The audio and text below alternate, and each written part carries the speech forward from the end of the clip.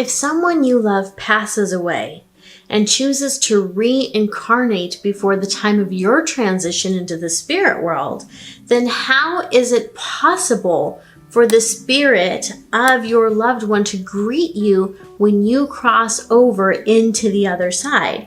It's a question that I get asked a lot.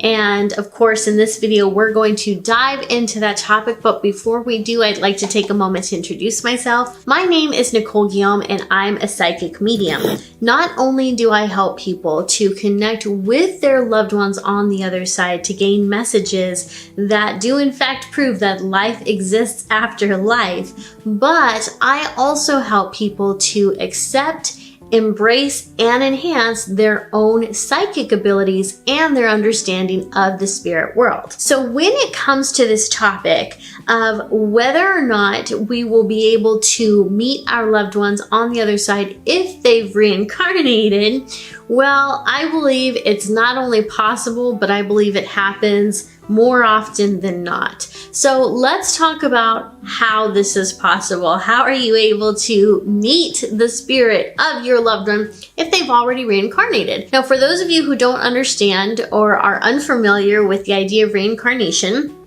reincarnation is when someone crosses over into the spirit world and later on they decide to be reborn in a physical body here on earth so that they can continue to live out different lives here on this planet. So for example, I right now am a female woman.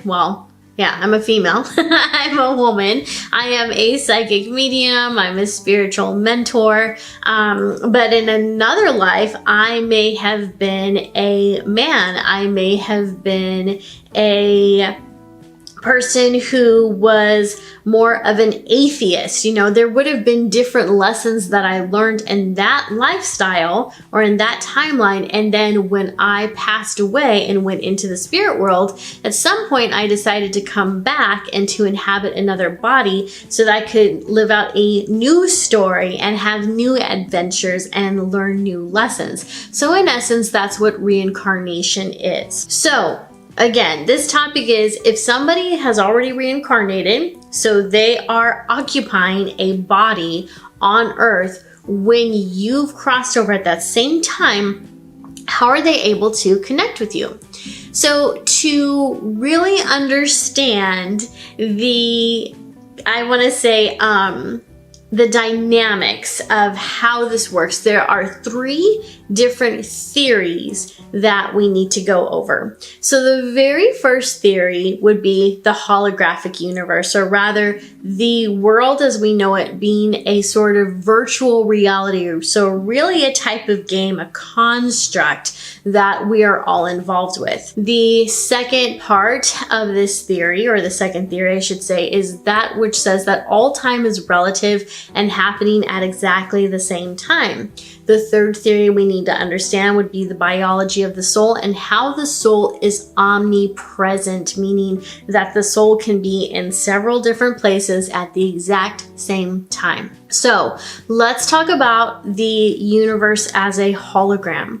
Now, this theory states that the universe exists within the consciousness of some type of being, or maybe plenty of beings. And when we break this down and we look at it as more of a game, the universe is being a game. What that means is that there is a player somewhere and we are the avatars acting out the directions of that player. So I want you to stop and think about an actual video game. Imagine that you're sitting on a recliner or chair or your favorite sofa, and in your hands you are holding a remote control. Now, this is where we're going to pause and we're asking, who is holding that remote control? When it comes to the spirit world, who's holding that?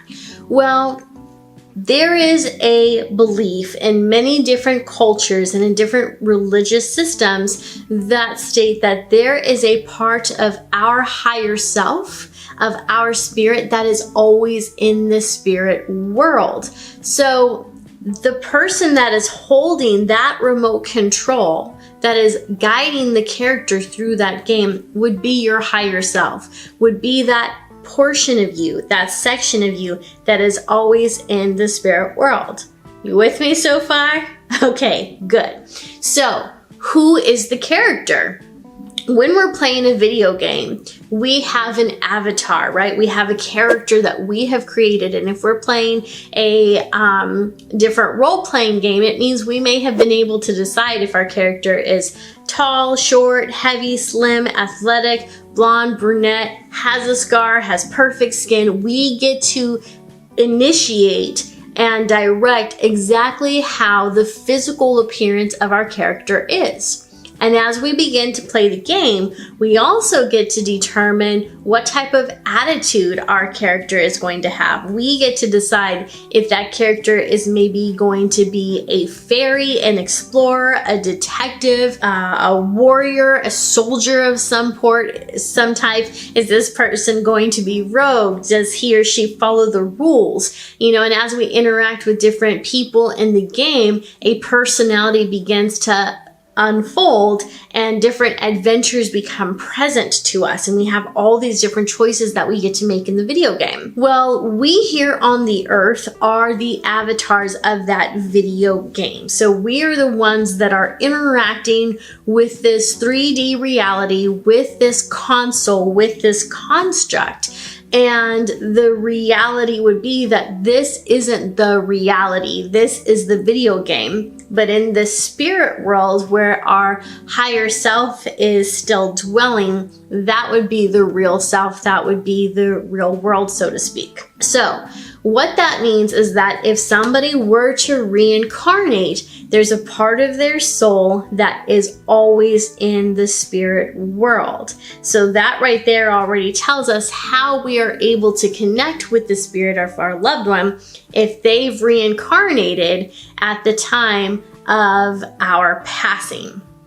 But that's just the first point. Let's go ahead and move on to the second point, which would be all time happens at exactly the same time. And that's exactly what it sounds like. So there have been many different theories, and this is something that physicists have come to pretty much just adapt or adopt, especially quantum physicists. But many scientists do believe that all time is happening at once. So most of us think of time as having 2 points. We have a beginning and we have an end. And we move through those points in a linear fashion, right? So we would go from left to right or from right to left, and we are moving through time in that way.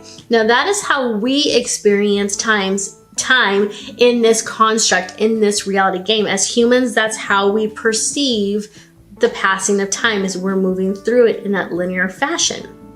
Well, what most theories on time explain is that there actually is no time. Time does not exist. It is a construct of the human mind that helps us to navigate through this experience that we're having in our physical reality. But what's fascinating is that many of these theories state that all time is happening at exactly the same time. So we're not actually moving through time in a linear fashion. All time is actually stacked on top of each other. So instead of going this way, all time is in this column, and it's happening right now. So what that means is at this very moment, while I am talking to you, while I am recording this video, I am also sitting on the couch watching TV. I am also knitting a new blanket. I am also being scolded by my parents when I'm 5 years old. I am also creating another video, I would say in the future, but the future doesn't exist, does it? So all of this is happening at the exact same time. And if you really want your mind blown, that means that at this exact moment, while you are watching this video right now, Jesus is giving his sermon on the Mount. Peter is out throwing his net and trying to catch some fish. There is the invasion of Alexander the Great happening right now, because all time is happening now. So now that we've got that out of the way, let's talk about time in the spirit world. Well, time in the spirit world doesn't have a construct. They can move backwards and forwards in time and be in the present moment and be in several places in time all at the same time, because time doesn't exist there. So while we understand, or if we believe or acknowledge that all time is happening once, what that means is that when you cross over into the other side, your loved ones who may have reincarnated are still there, because time doesn't exist and they can move in and out of that sequence at any moment that they want. So they have more fluidity, they have more ability to move through this concept of time than we do, because they are not in a physical body. They're in spirit form, which means they have a lot more freedom of movement than we have. And that brings us to number 3, the biology of the soul. So the biology of the soul states, or at least a part of biology of the soul states, that the soul is omnipresent, which means that the soul can be anywhere and everywhere at the same time. And this is how people are able to lead parallel lives. And if you've ever read the book Journey of Souls, or if you've read different books on the afterlife, or even just different older texts, religious texts, I'm blanking out on the one that I want to mention right now, but there is the concept of parallel lives, which means that your soul is living out more than one life at the same time. Now, this is not referring to twin flames, because a twin flame is the idea that the soul is split in two. It is incarnated in 2 different bodies, and you have to basically spend your life looking for that other person in order to be whole. That is not what parallel lives are about. Parallel lives and the omnipresence of your soul means that your soul is always whole. It is always holy. It is always together, right? It is connected with everything and everyone in the universe. So your soul is never split in half, and it's actually never separated, but it expands, right? There's this expansion of the soul. And so as I'm sitting here sharing this knowledge with you today, I could be living out another life in Nigeria. I could be living out another life in Canada. I could be living out another life, I don't know, in South Florida. And while that is happening, my soul is not being dissected in all these different factors to be able to fit in these different people. My soul is expanding out and is able to be in all of these places, living out these different experiences simultaneously. But I'm not aware of it, because the biology of this physical body only allows me to focus on this body, on this experience at this time.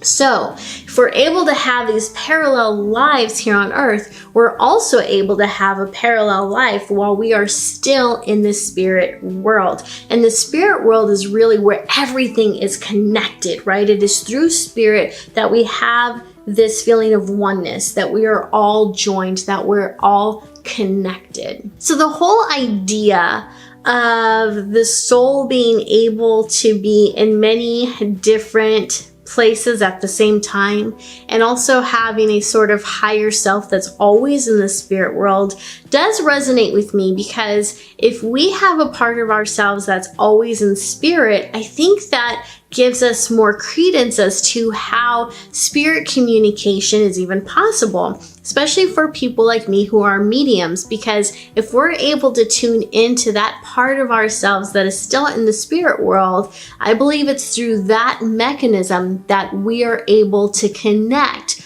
with the others in spirit. So it's not necessarily that we have a stronger spirit connection than most people.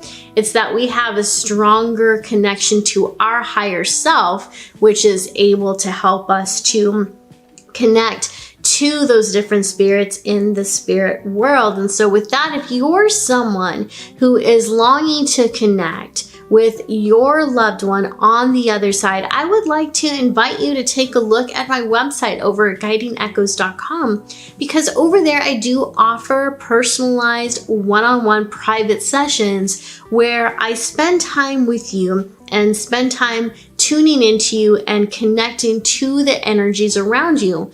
And through that, I'm able to bring forth your loved ones on the other side to deliver messages of hope, faith, love, and to give you whatever information it is that they feel you need at that moment. So if you're interested in connecting with spirit and you're interested in, working with me to help you do that, I would love to help you with that. So just visit my website at guidingechoes.com and click on the work with me section, and that will take you to my online scheduler where you can see my availability and the different sessions that I offer. And so the service that you would want is called Connect with Spirit.